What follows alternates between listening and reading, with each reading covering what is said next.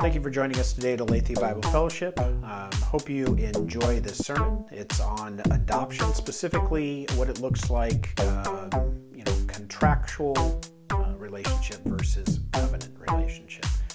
Hope you get a lot out of this. If you want more information or if you have questions, you can find more at our website at abfpdx.org. So for the last 2 weeks, I've been talking about adoption.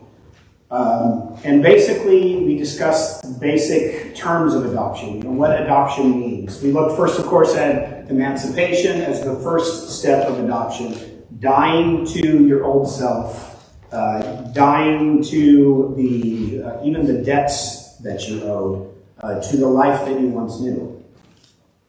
Which leads, of course, to the freedom from that as well. So all the baggage, as it were, that we hold on to from that is removed from our lives. And sometimes it's difficult for us to realize that, and we try to move forward, still hauling all of that stuff with us forward into the new life that we're given as we're created anew in our relationship with God, who is now recognized as our Father. We are adopted into His family. We have a new life with a new Father, set with a new inheritance. So we have a better understanding of not only the doctrine of that, but a little bit how it's played out through the examples that God has given us in His Word. We looked at Moses.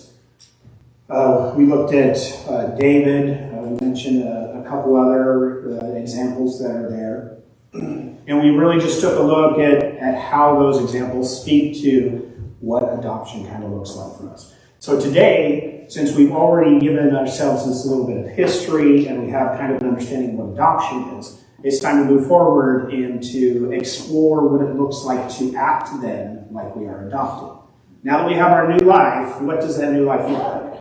Where do we start from? It's brand new to us. In effect, we are brand new children again, learning to do everything with a completely different set of instructions. So, this is a difficult task, right? We spent our entire life learning how to deal with different inputs and how it is that we react to those, and doing the best that we could to form these coping mechanisms with whatever the world throws at us. So whatever problems that we face, whatever it is that we encounter, how it is that we react to one another, how it is that we treat one another, all of these things have to be relearned. For example, the relationships that we form with one another have a brand new basis, a brand new foundation. And it's often difficult to separate how that looks based on how it did look before you came to just a knowledge of the saving grace that you have through Jesus Christ. So we have to relearn how to do this relationship thing. Especially if we take hold of the fact that we are now sons and daughters of Christ, that we are joined in the inheritance, adopted into this family. That means that everyone that has found that same saving grace, that same knowledge, is your brother and sister. Now, I don't know how your brothers and sisters were, if you have any. I kind of had a weird situation myself. I'm sure it's becoming more the norm, unfortunately, but I grew up an only child until the age of 10. So I have, only child syndrome. Then I became a middle child because my father remarried, and he married into a relationship with 3 children. So I became the middle child in that. And then I became the youngest child as I lived with my mom because she remarried, and there was my stepbrother is 9 days older than me. That automatically made me the younger one, right? So I've been an only child, I've been middle child, I've been the youngest child. So I'm only missing one. But each and every one of those interactions with my brothers and sisters were challenged by where we all came from. So we had to learn how it was that we were going to interact, because what we knew didn't include one another in people's, in our lives, right? So they had to learn how to interact with me, and I had to learn to interact with them. I had to learn how it is, for example, to deal with my new, younger stepbrother forcing my head into the couch to the point where I almost suffocated. We were just playing. I had to deal with how to react with that. I had to deal what it looked like to deal with the way my 9 days older brother would treat me when he was around his friends who were exactly the same age as all of us, but I was the younger brother. So I had to learn to those responses just like they had to learn to their responses. And this is from my perspective, so please don't think that I'm trying to throw shade at my brothers. They were learning just as much as I was learning. Our relationship today is a lot different. It's not where it should be, and I'll freely admit that, but it's a lot different from that. And we continue to work through those and the struggles that we have. But the point of that is we have this new now experience with our brothers and sisters in Christ that we have to learn how it is that we relate to one another. So, of course, my way of thinking, the best way to learn how it is that interplay works, that new relationship works, is we turn to the Bible and look for more examples. So we looked at Moses, we looked at David. Now I want to take a look at Ruth. How many of you are familiar with the book of Ruth? I have a few hands for you. It's really short. It's 4 chapters, but there's a powerful story that's involved there. And I'm not going to read, even though it's short, I'm not going to read the entirety of Ruth.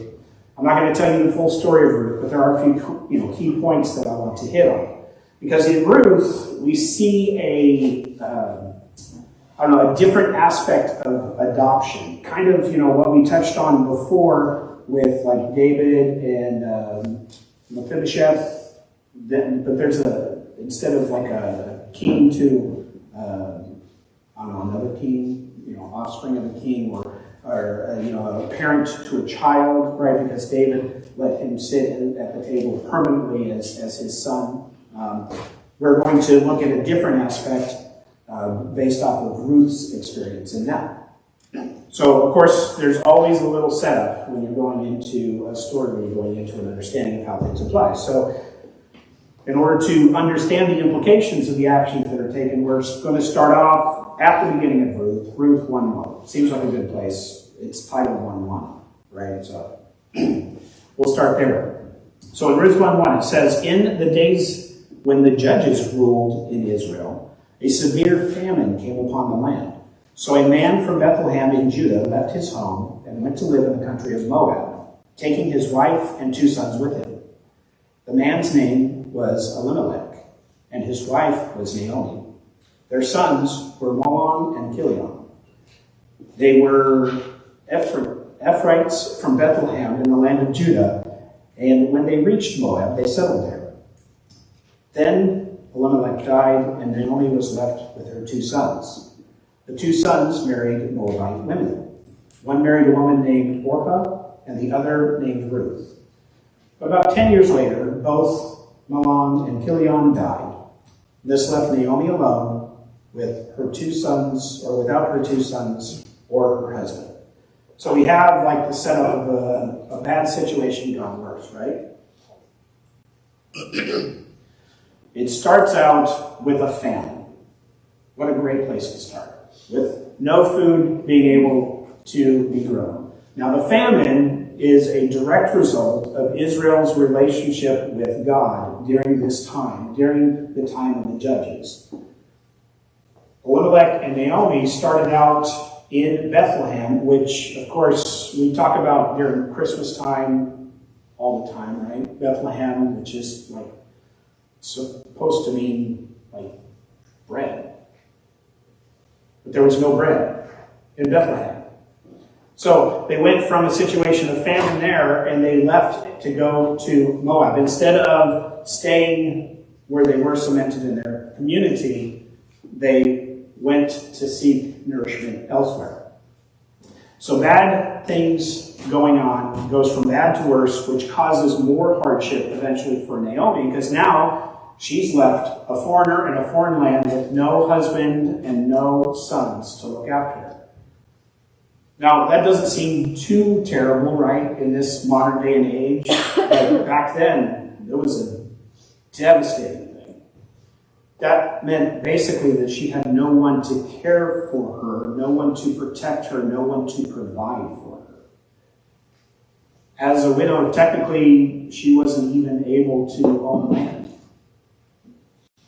There was no sustenance for her. And being a foreigner in this land, she was cut off from any other family as well. All she had with her were the two ladies that her sons had married who were Moabites. What do you guys know about Moab? Okay, education time. Moab is a result of Lot having relations with his daughter.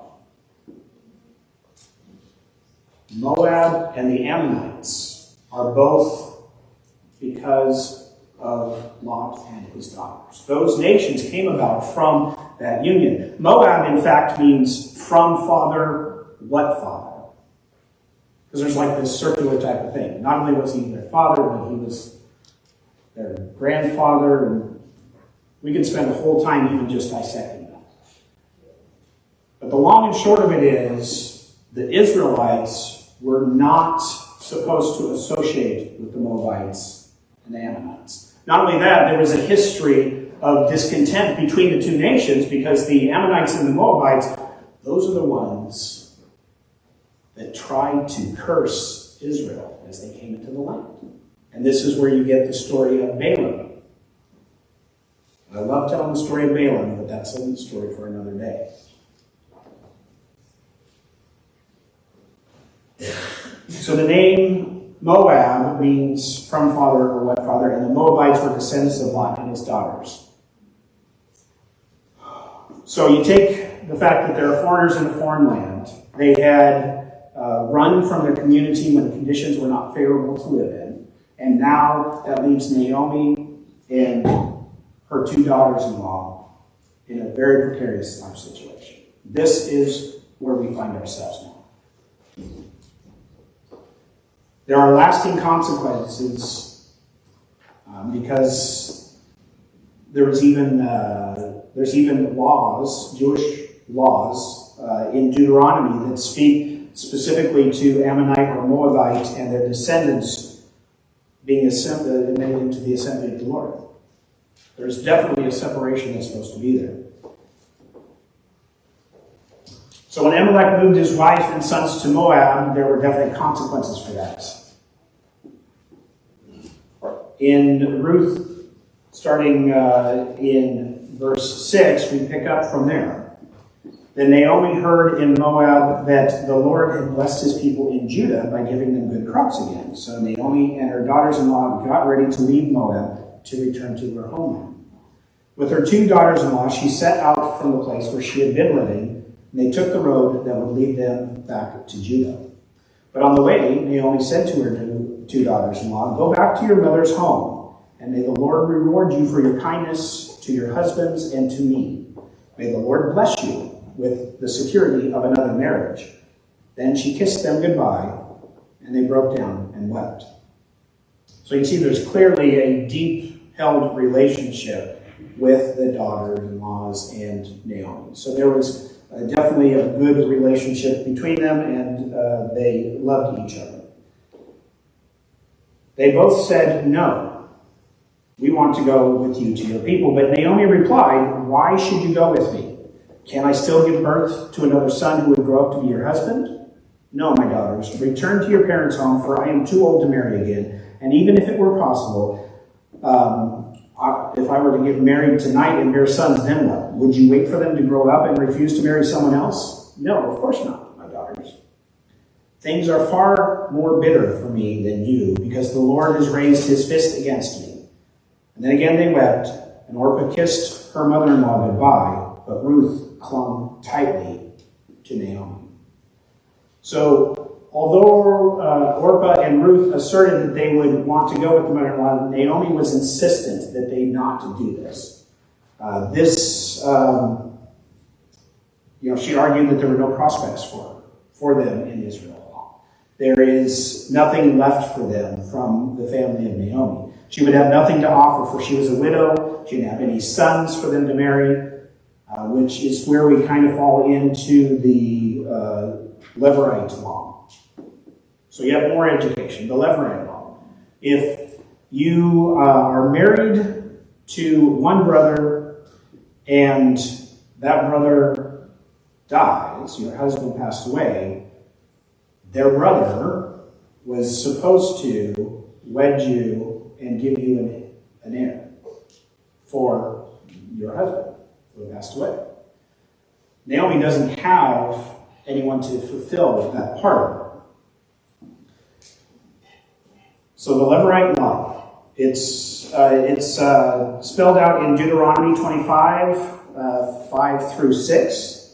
If two brothers are living together in the same property and one of them dies without a son, his widow may not be married to anyone from outside the family. Instead, her husband's brother should marry her, have intercourse with her to fulfill the duties of a brother-in-law.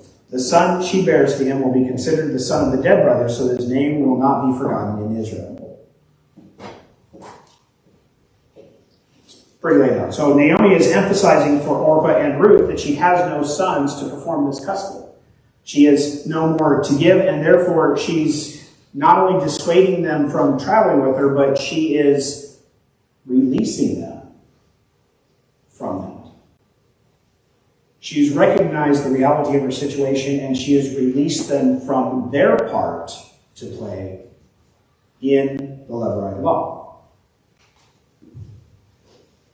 Naomi highlights her own bitter plight that would have a negative effect on Orpah and Ruth, and she concludes the hand of the Lord has gone against her. And Naomi understands that the adversity is not due to chance or circumstances, but history playing out according to the providence of God. Her plea with them is rational. It is legal. And she gets replies of two different things. Orpah, who still loves Naomi, kisses her and says goodbye to go back to her people and her gods. Ruth stays on. Verse 15, look, Naomi said to her, your sister-in-law has gone back to her people and to her gods, and you should do the same. But Ruth replied, don't ask me to leave you and turn back. Wherever you go, I go. Wherever you live, I will live. Your people will be my people. Your God will be my God. Wherever you die, I will die, and there I will be buried. May the Lord punish me severely if I allow anything but death to separate us. When Naomi saw that Ruth was determined to go with her, she said nothing more.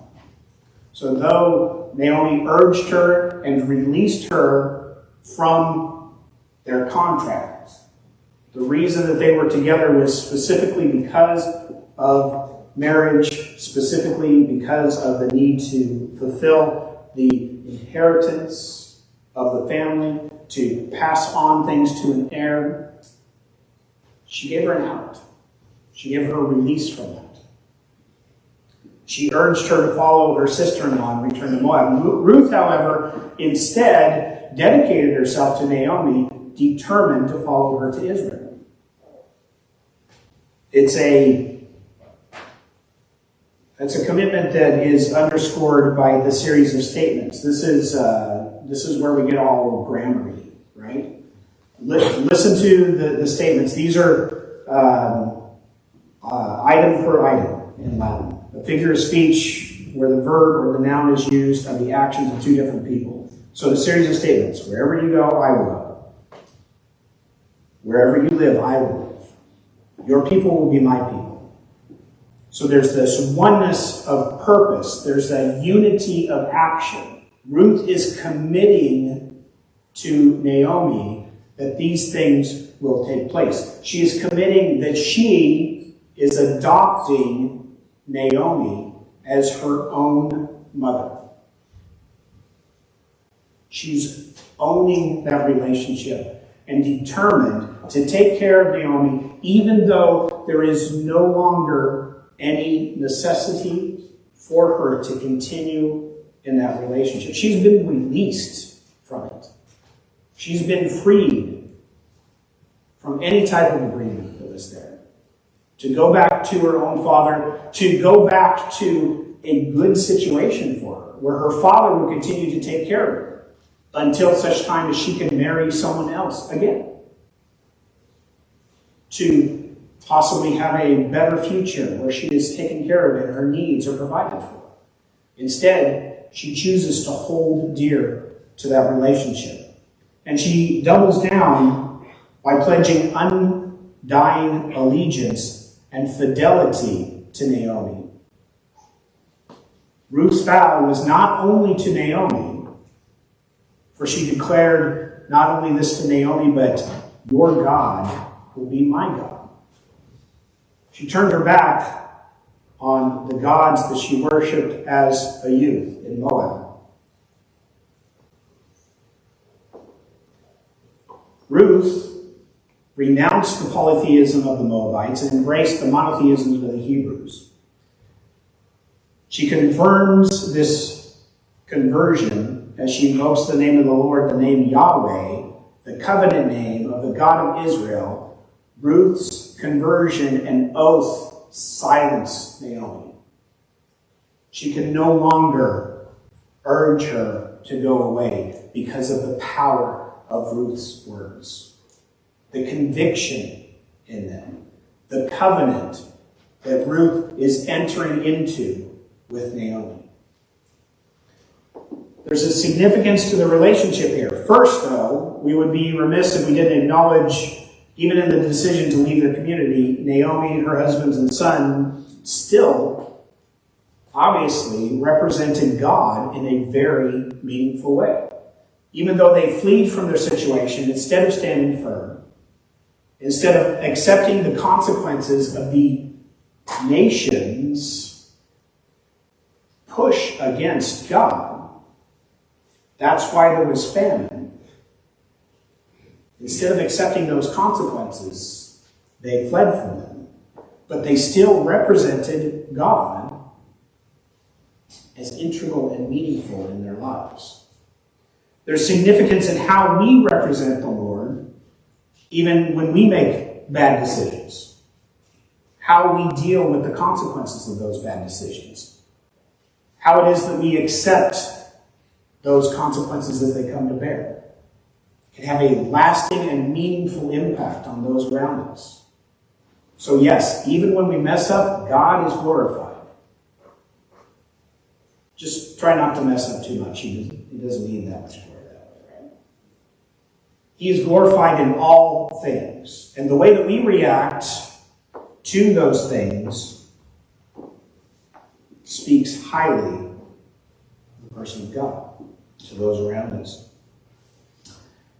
There is significance in how Ruth actually shows God and how she responds to Naomi's releasing of her family obligation.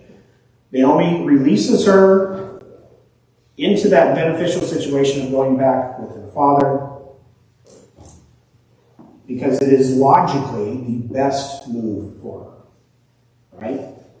Ruth instead is so tied to Naomi that she adopts her as her own mother and pledges to stick by her side even to the point of death.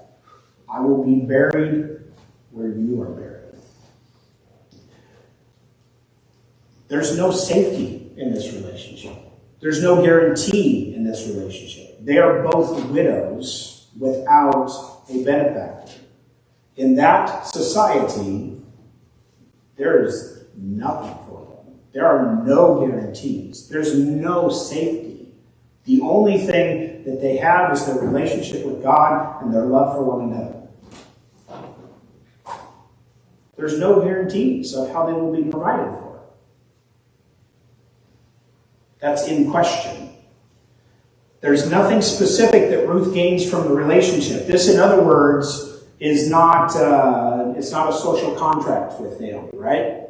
It's not, hey, Naomi, I'll scratch your back, you scratch mine.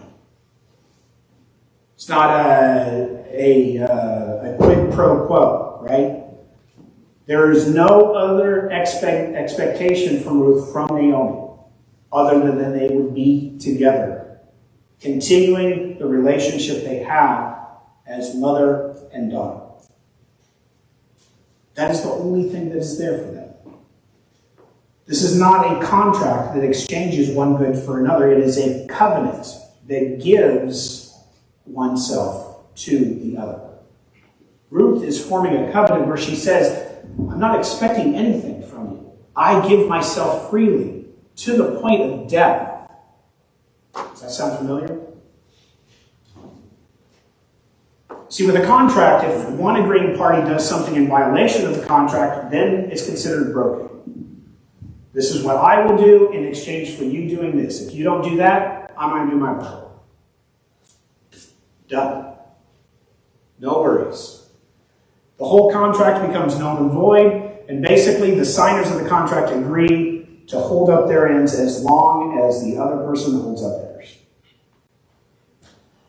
With a covenant, both parties agree to hold up their ends without regard to whether the other party keeps their part of the agreement or not. A violation of a covenant by one party doesn't matter as far as your responsibility as the other party. Your responsibilities continue to do what you agreed to do. This is the type of relationship that Ruth forms with Naomi. Ruth sticks by Naomi's side and cares for her out of love. This is something that she did of her own free will. She volunteered to be committed and bound to Naomi. She demonstrated a covenant love. Ruth demonstrated a sacrificial love to Naomi. She was giving up her culture, her people, her language, her right to have her own children on her own land. She was putting the needs of Naomi ahead of her own. It's a conscious choice made on behalf of another, and it's made without regard to the cultural expectations or personal feelings. It's rooted in the heart and character of God's relationship with us, and it is displayed here in this relationship with these two women. Simply put, it comes from God. And if we love this way, it is because God first loved us that way. Plain and simple. This is a description of how God adopts us, and thusly how it is that we should adopt one another. God does not adopt us because there is an obligation in relationship. He adopts us as a covenant that He has made. He seeks relationship with us, though we repeatedly let Him down. He seeks relationship with us, though we frequently fall short, though we are adulterous in nature. He remains and adopts us as His children out of the love that He has for us. And in Ruth, we see that she continues to show her love in choosing to be in relationship with Naomi as her adopted parent all the way through the story that we find in Ruth. As they arrive in Bethlehem, she goes to glean from the harvested field owned by Boaz. And we see that her care of Naomi is not conditional. In Ruth 2, verses 8 through 12, Boaz, the owner of the field, Boaz went over to Ruth and said, "Listen, my daughter, stay right here with us when you gather grain. Don't go to any other fields. Stay right behind the young women working in my field and see which part of the field they are harvesting, and then follow them. I have warned the young men not to treat you roughly, and when you are thirsty, help yourself with the water that they have drawn from the well." Ruth fell at his feet and thanked him warmly. "What have I done to deserve such kindness?" she asked. "I am only a foreigner." "Yes, I know," Boaz replied, "but I also know about everything you have done for your mother-in-law. there's evidence of the love that she has for Naomi. But I also know everything you have done for your mother-in-law since the death of your husband. I have heard how you left your father and your mother in your own land to live among complete strangers. May the Lord, the God of Israel, under whose wing you have come to take refuge, reward you fully for what you have done.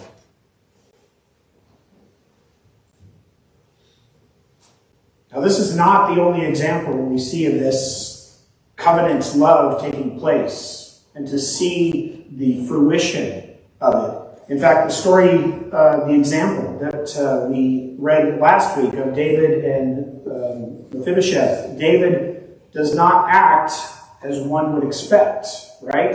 As the king, normally he would go through and destroy all the previous king's descendants because they would be a threat to his throne. In fact, we talked about the fact that one of Saul's sons had already been set up before as a king to rival David.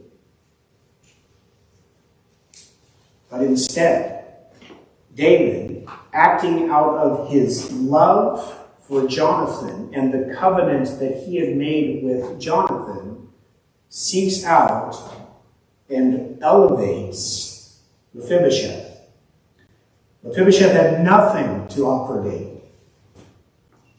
He is a broken, discarded member of society, literally sent to live out his life in nowhere, a land with no pastures. But because of his love and the covenant he made with Jonathan, David elevates this outcast son and elevates him to son of him as king. He adopts him as his own, gives him a permanent spot at the table, even though Mephibosheth has nothing to offer him. We, like these examples, should be entering into adopted relationship with each other as brothers and sisters without regard of what it is that we expect to receive from the relationship. This is how the love that we show for each other differs from the love that the world shows for each other. The world tells us that we enter into relationships so that we can elevate ourselves. We network with people so that we can gather the resources we need to be successful in life. Yeah. Pull myself up by my own bootstraps as long as I rely on all these other connections that I've made. It's what they can give to me, not what I can give to them. But we emulate our Savior. We properly reflect God in our relationships with one another. We don't form relationships based on what we can get from that relationship. We form relationships based on giving into that relationship. And when you base relationships on what you can give, sometimes you may not receive. But that doesn't change the fact that you give. This is a covenant relationship. We need to remember that we don't find our providence in what we receive from others. We receive our providence from our relationship with God. We are provided for by God, and we do not seek relationships with the purpose of being provided for by those relationships. The example of Christ is not out of a contractual obligation, but of covenant. Jesus didn't die on the cross because of what we could do for him. That whole concept just even sounds weird to say, right? It's just, he sacrificed himself not out of obligation, but out of a covenantal love for us. This is the type of love that we are to have for one another, and this is evidence in the story of Ruth and Naomi. This is evidence in the story of David and Mephibosheth. You say that name often enough, you're going to trip up once in a while. David by the way, is also known as Ruth's great-grandson. It must run in the family. Now you may say, James, 2 weeks ago, you sat here and you talked to me about Roman law and the legal implications of emancipation and adoption. And I did. We talked about the fact that when Paul is writing in Romans about emancipation and adoption into God's family, there's an understanding of the Roman rule and law and how that took place. In ancient Rome, adoption had a very powerful meaning. It was usually to ensure that your line continued on. So you adopted someone with the understanding that they would be your heir, they would gain your inheritance. This is definitely a legal arrangement. But I left out one little fact, just so that I can include that today. You see, included in that Roman law of adoption, there's a little clause that's there. So basically, in ancient Roman time, when a child was born biologically, the parents have the option of disowning that child. You're not going to live up to the expectations as my heir. I'm going to get rid of it. I'm going to disown you. The relation, therefore, was not necessarily desired by the parent, nor was it permanent. However, if a child was adopted in Rome, adopting the child meant the child was freely chosen by the parent. They were desired by the parent. And the child would be a permanent part of the family. Your new parent could not disown the adopted child. So even if you suddenly fail to live up to the expectation of being that heir and gaining the inheritance, you are still permanently part of that family.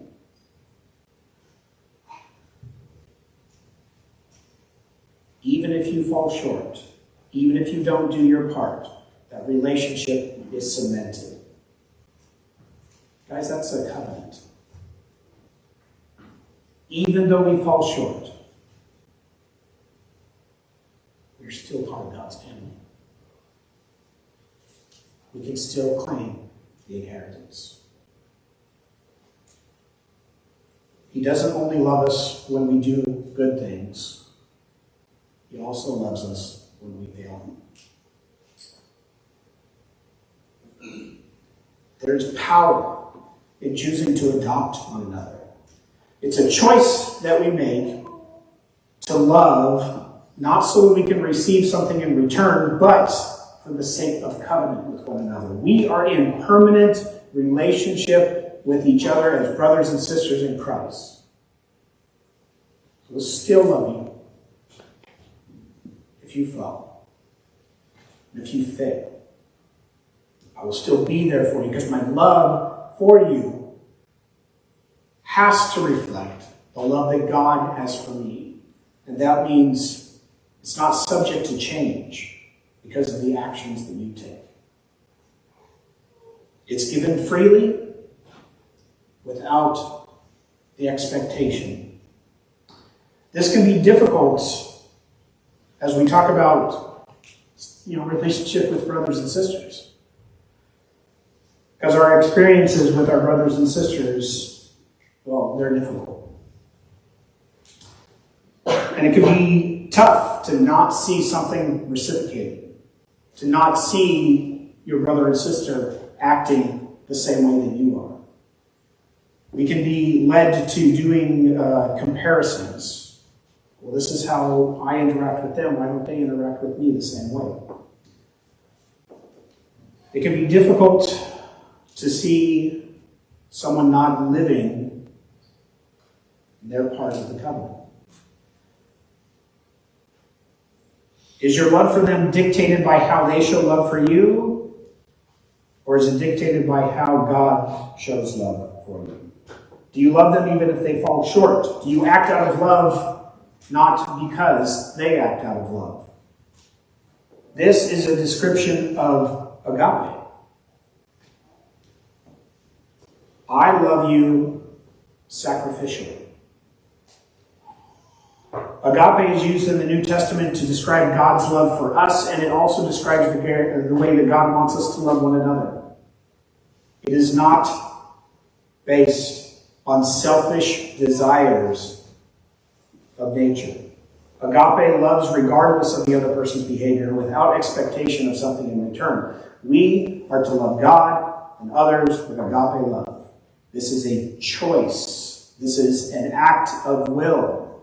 This is that freedom that God has given us to choose to be in relationship, to show agape. So there's opportunity when one of us falls short or fails in relationship to come alongside, to teach through action, not only through words, to mentor one another, to choose to stay together because God has put us together.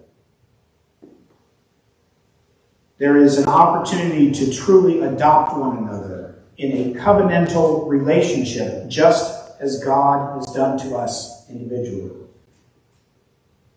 God didn't adopt Mephibosheth because of what he could gain. And Ruth didn't adopt Naomi because of what Naomi had to offer her. These are examples of a covenantal love, just as God adopts us because of the love he has for us, because of covenant. Not because he is obligated to love us. Let's take opportunity to think about that. I have a few questions to help you think about the implications of those. Two different types of relationships, two different types of love. What the world would say versus what we, as brothers and sisters in Christ, would say. So my first question is, how does Ruth's example speak to you? You probably never looked at it through the lens of anything more than a Sunday school story that we tell the kids. But when you examine it through a lens of how it is that we're supposed to relate to one another, how does Ruth's example speak to you? The second question is, where do you see yourself operating out of contract instead of operating out of covenant? We all do it. We all enter into relationships sometimes specifically because of what we can get out of it. So where do you see yourself operating out of contract instead of operating out of covenant? And third and last question, how do you display your love for one another? This is really what it means to adopt one another, to express fully the love that we have for each other, just as God expresses fully his love for us. How do you display your love for one another? We'll take opportunity to discuss, and next week we'll talk about yet another aspect of adoption.